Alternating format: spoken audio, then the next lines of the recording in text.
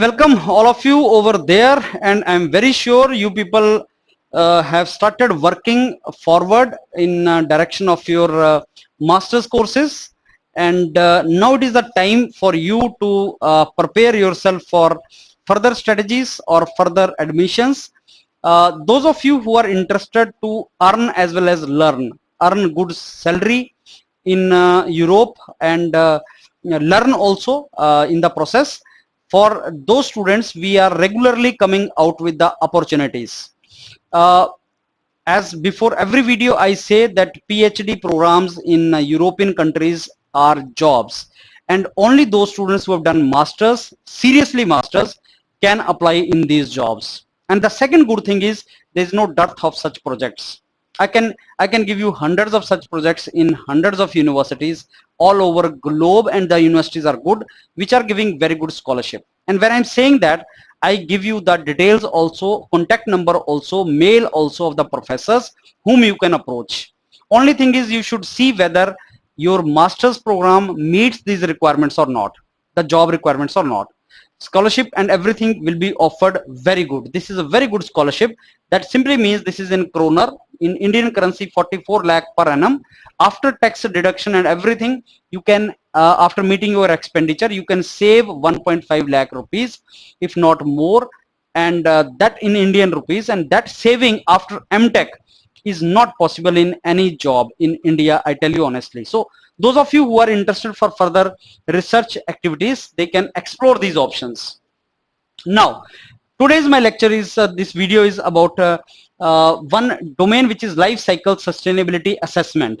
So which student can go for this? Those who have done their masters in management, masters in industrial engineering, masters in sustainability, those students can explore these kind of options, PhD programs in these options. As you know, in IIT, NITs, there are courses like sustainability, energy science, rural development, and management, industrial engineering. So those students who have done their masters in these courses can think of proceeding forward for PhD courses in this.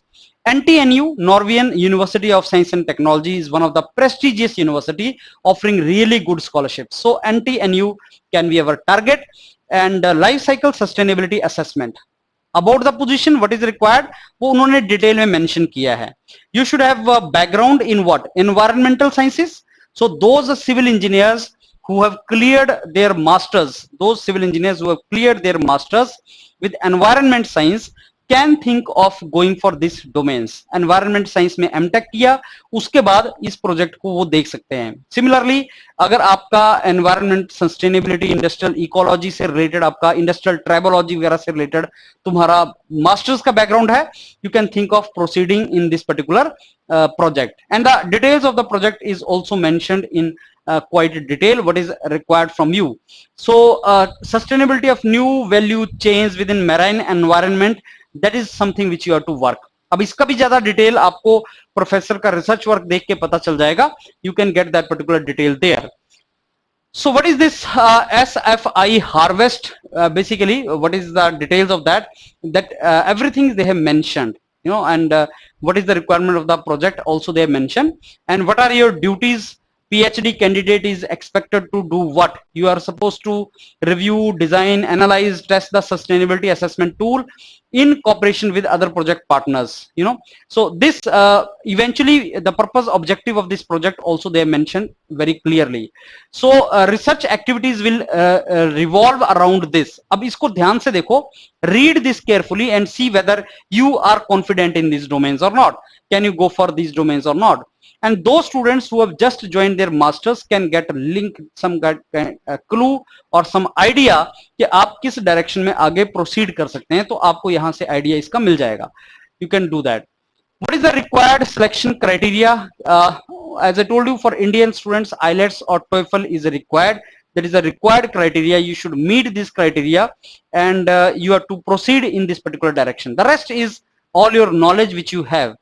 Salary, which is the best part of these countries, as I told you, this is more or less fixed, 4.82 lakh kroner per annum. That is more or less fixed, unless until small variation here and there. So this is how much, this is what is you're going to get. And how to apply for you have to write a motivation letter or cover letter, which is called, that should be really good. And you have to mention about your CV, and you have to prepare your CV also very nicely. Academic work you have to do, that means your research work should be done very nicely. So these all details are to be met in that particular direction. And then you have to submit electronically. You are not to post, you have to submit your application on the email ID which is provided to you, and 15th July I think is the last date for that. So maybe as I'm presenting these projects to you, I'm telling these projects to you in different countries, the only purpose is to make you aware that yes, after masters we have opportunities in these countries. Only thing is we have to explore, and if you start exploring, start working, these are really good opportunities, and independent of where you are sitting, whether you are sitting in top IIT or you are sitting in ordinary college and doing your masters, but if your learning is good, and nowadays online learning is a added advantage available to all of us. I mean, suppose you do not have very good curriculum for machine learning in your college, but online you can learn machine learning. So this is how you can consolidate your CV for these kind of projects and for these kind of jobs, and keep applying in these universities. I'm very sure you will proceed in this direction if your temperament or interest is in this direction. And master's student in India need not to worry if you do your masters seriously, because there are so many opportunities globally available, and once you do your work properly, there is no dearth of the jobs also. I hope you've understood this, and I will keep on coming with more such opportunities. Thank you.